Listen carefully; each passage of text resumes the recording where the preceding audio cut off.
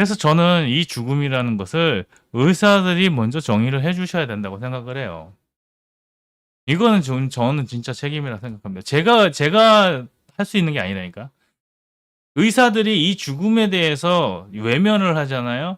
그러면 그 죽음을 누가 가져가냐면은 김윤하고 김용이 같은 사람들이 가져가면서 결론은 박민수 같은 사람이나 정은경 같은 사람이 결정을 하는 거예요.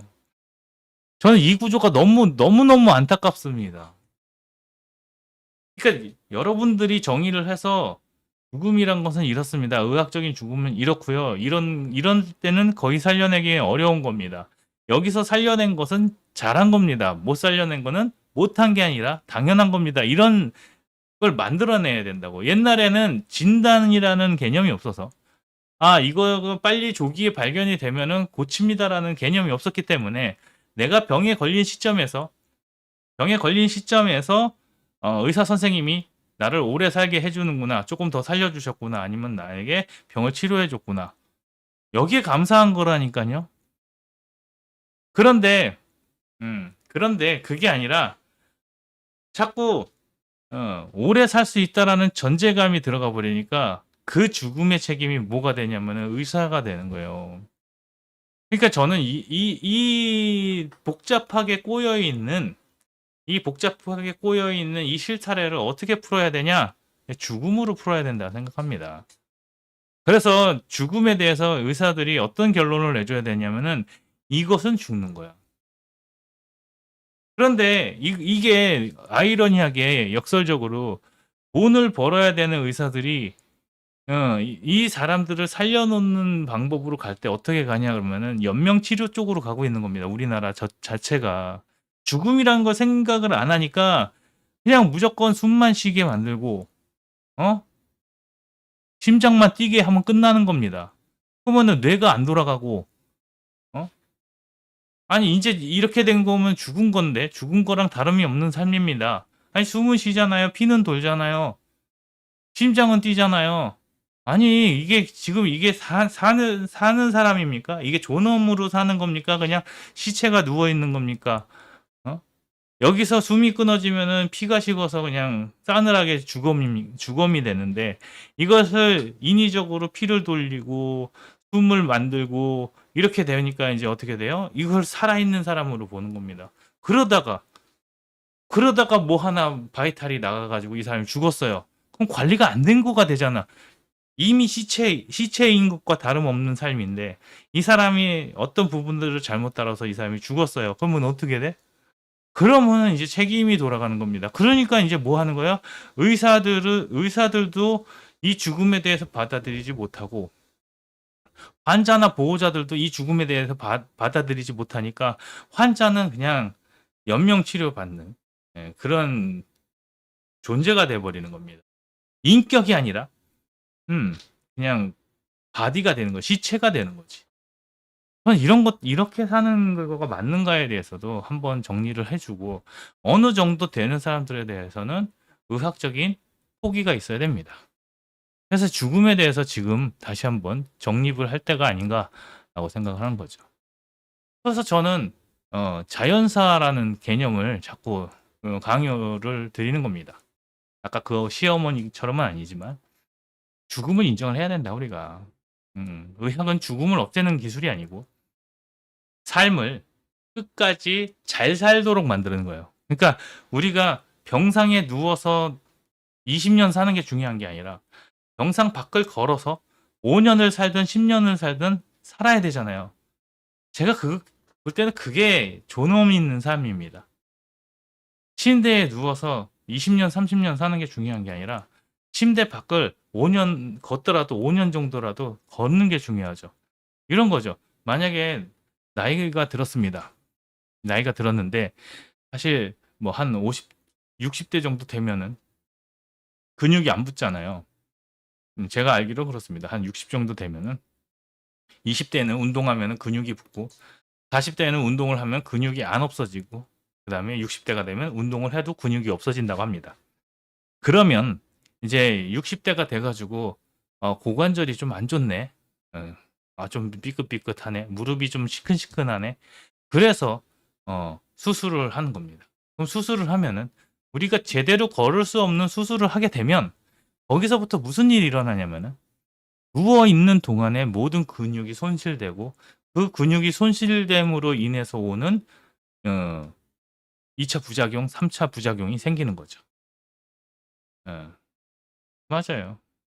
그렇게 되면은 이제 나머지 삶을 어떻게 살 수 있었는데 그냥 쪼끔 쩔뚝거리고 쪼금 불편하게 살던 것을 이제 침대에 누워서 일어나지도 못하는 삶을 사는 겁니다. 그러니까 이것에 대해서 얘기를 해 줘야 돼요. 만약에 내가 인제 20 대가 어깨가 아파요. 그러면은 30년 40 년을 어깨를 아픈 걸로 살 수는 없고 그다음에 재생력이 좋으니까 회복력이 좋으니까 그때는 어깨 수술을 해 가지고 더 오래 살게 해 주는 게 중요할 수도 있죠. 근데 60대 70 대에게 어깨가 아프다 그러니까 "어깨를 못 들겠습니다."라고 했을 때 과연 이것을 수술을 해 가지고 어깨를 요렇게 들게 하는 수술을 해야 되냐 말아야 되냐에 대해서도 의학적으로 판단을 해 줘야 됩니다. 수술을 해서 돈을 버는 것도 중요하지만 의학적인 판단을 해서 당신이 이렇게 들어 가지고 5 년, 3 년, 5년 더 사는 게 중요합니까? 아니면 쪼끔 못하더라도 그냥 노화라고 받아들이고 그냥 이것을 이렇게 살다가 돌아가시는 게 낫지 않겠습니까?"라고 정확하게 컨설팅 해줄 수 있어야 되는 겁니다.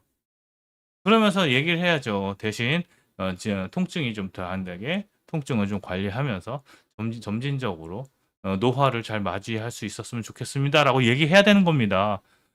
우리가 아무리 뭔가가 좋아도 눈을 바꿀 수 있습니까? 코를 바꿀 수 있습니까? 입을 바꿀 수 있습니까?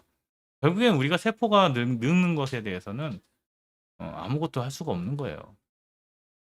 그래서 고칠 수 있는 병은 고치겠지만 치료를 포기하는 게 아니라 방향을 좀 전환을 해야 됩니다. 그러니까 죽을 때까지 어떻게 받아들이고 노화를 어떻게 받아들여서 뭐 저속 노화 이런 개소리 하지 말고 노화를 노화대로 받아들이는 겁니다. 그래서 나이가 이 정도 됐을 때 이 정도의 병에 대해서는 그냥 우리가 안고 가야 되는 병이다라고 얘기할 수 있어야 됩니다.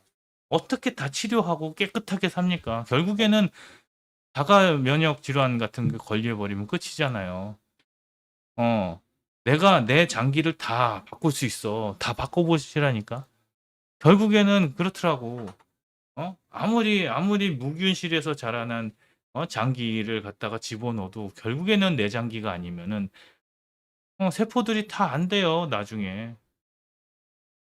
뭐 한 1-2년 동안은 '아 이거 내 장기인가 보다.' 하고 살다가 어느 정도 되면 '이거 아니네.'라고 생각하면 그때부터 인제 공격이 들어가는 거지. 그래서 이제 이식 수술 받은 사람들 중에 이제 그 뭐지 면역을 좀 면역 억제제를 먹잖아요. 그게 관리가 진짜 힘든 겁니다 사실.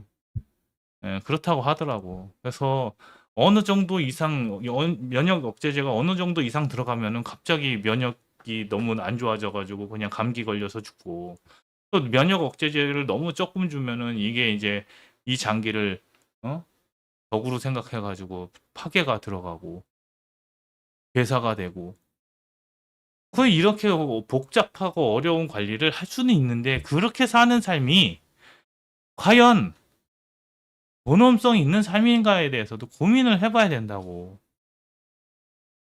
그래서 살릴 수 있는 죽음과 살리지 못하는 죽음에 대해서 어느 정도 가이드를 주셔야 됩니다. 그래서 좋은 임상의학이라는 것은 더 많이 치료하고 더 많이 베풀고 하는 게 아니라 정확하게 얘기해서 "이렇게 해서 이렇게 하면은 이런 불편이 있는데 이걸 감수할 수 있느냐?"라고 그 사람들이 판단할 수 있는 그런 근거를 좀 마련을 해 주셔야 되는 겁니다. 그리고 어쩔 수 없이 죽는 거는 어떻게 해야 돼요? 어쩔 수 없이 죽는 겁니다. 음. 그래서 이제 돌봄에 대해서도요. 좀 적극적으로 가야 되는 겁니다. 치료 중심에서 돌봄 중심으로 간다는 게 좌파의 아젠다처럼 그냥 돌봄 센터 만들어 가지고 그냥 뭐 아픈 사람들 집어넣어 놓고 돌보는 게 아니라 어떻게 사는 것이 인간적인 존엄을 지키는 삶인가에 대해서 이야기를 해 줘야 되는 거죠. 음. 그래서 심장이 뛰는 시간이 사는 게 아니라는 것에 대한 이야기를 할 수 있어야 됩니다. 기계가 붙어 있다고 그다음에 회복 가능성이라는 단어와 그다음에 본엄이라는 단어를 이야기해야 됩니다. 그래서 죽음을 말하지 못하는 의학은 환자를 주렁주렁 달고 누워 있는 외로운 환자로 만들거나 아니면 의사들을 피고인으로 만드는 거예요. 이 작업을 해야 됩니다. 이 작업을 해서 죽음을 정의를 하고 이게 법에 정확하게 적용이 되도록 고민을 해야 됩니다. 그게 이제 의사뿐만이 아니라 환자도 가족도 다 죽음을 이야기해야 되는 거죠.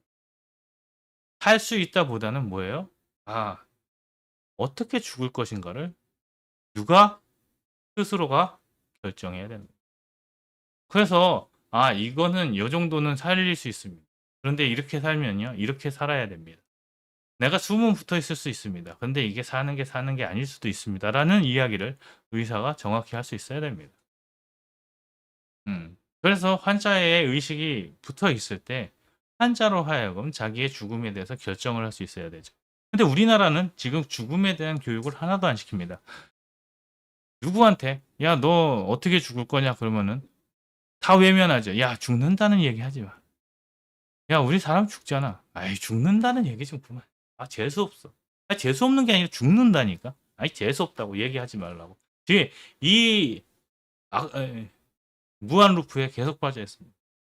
죽음을 아는 사람은 죽음에 대해서 지금 준비해야 된다고 얘기하는데 죽음을 인정하지 않을 사람은 재수 없으니까 얘기도 하지 말라고 합니다. 이 사회 분위기를 어떻게 바꿔야 됩니까? 이런 게 진짜 계몽이 필요한 거지. 계엄이 필요한 게 아니라. 이런 것도 계엄해가지고 얘기할 거냐고. 야, 오늘부터 죽을 사람들은 다 죽어. 그렇게 해서 계엄을 할 거냐고.